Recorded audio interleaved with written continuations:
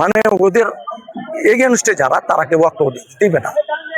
আমি বিএনপি না করলো, বিএনপি আমার ছাপ আছে, আমি মুক্তিযোদ্ধা, এই জন্য আমাকে এটাই মেনে, এটাই উদ্দেশ্য। উনি সাবেক হয়ে সবকিছু করবে, আমরা রানিং হয়ে কথা বলতে পাবো না। আমাদের সিদ্ধান্তের বাইরে যেহেতু উনি বক্তব্য দিতে চাইছিল, যে জন্য আমি এটা প্রতিবাদ করি, বাধা দিয়েছি।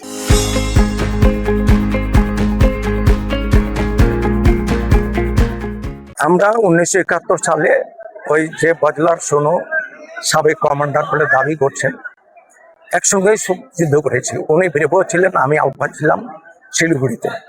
তারপরে একসাথে এমপি সাবেক শাহজাহান সাহেব এমপির সাথে আমরা একসাথে যুদ্ধ করেছি, ও করেছে আমিও করেছি।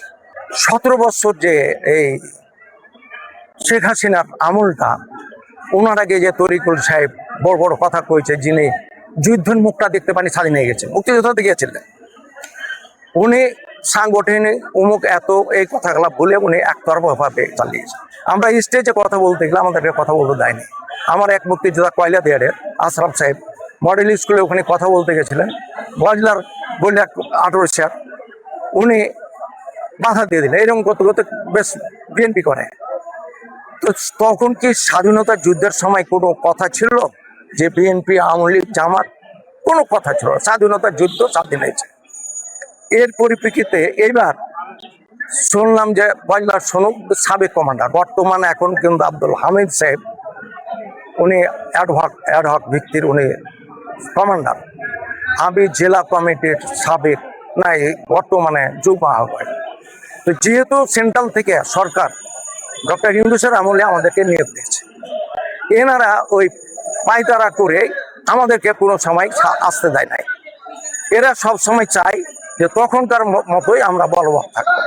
আমার প্রশ্ন হলো, অল মুক্তিযোদ্ধা তাদেরও আবেগ থাকলে কথা বলবে। এখানে তো কোনো ডাইস, অন্য কোনো রাজনৈতিক ডাইস না। সেহেতু আমার প্রশ্ন হলো, যে কোনো মুক্তিযোদ্ধার আবেগ নিয়ে কথা বলতে পারবে, কিন্তু ওরা বলতে পারে, ওরাই ডিক্টেটরশিপ। ওই যে বলেছে 71 সাল শেখ হাসিনা বারবার চাই, তো তুমি বারবার চাও, তো ফের বলছো মানে অবস্থা পরিপ্রেক্ষিতে কথা বলতে হবে কেন? যদি ওটাই আদর্শ থাকে, তোমার জয় বাংলা তো বলতে, তোমার আপত্তিটা কোথায় বলো না? তোমাকে মানা করছে কি? উনি বলছেন এককভাবে যে আমি ছাড়া আর কেউ কোন মুক্তিযোদ্ধার কথা বলতে পাবে না। এসিল্যান্ডের সাথে কথা হয়েছে। উনি তো সাবেক, যারা রানিং আছে তাদের কথা বলতে পারে না। ও সাবেক লেখানো ঘোরাঘুরি করবে। অমাবু তো ভোট করেছিল, হ্যাঁ, মশির তো ভোট করেছিল, উনি তো জেলা বোর্ডের, তো উনি কেন কথা বলতে পারবে না? প্রশ্নটা এটাই। এখন আমি যুব আহ্বায়ক, আমি কথা বলতে যাওয়াই জেলা বোর্ডের, ওনারা হাতে ঘা যে আমি বলতে পারবো না, ও কেন বলতে পারবে? তো তুমি তো সাবেক, তুমি তো এখন আউট হয়ে গেছো। শেখ হাসিনা কি প্রধানমন্ত্রী বাংলাদেশে বলতে পারবে? ডক্টর ইউনূস সাহেব উনি তো প্রধান ছিলেন অন্তর্বর্তী সরকারের, এখন কি বলতে পারবেন যে আমি সরকার? এখন তো সরকার বলতে পারবেন না। এখন তারেক রহমানের যেহেতু প্রাইম মিনিস্টার, সেহেতু উনি প্রধান।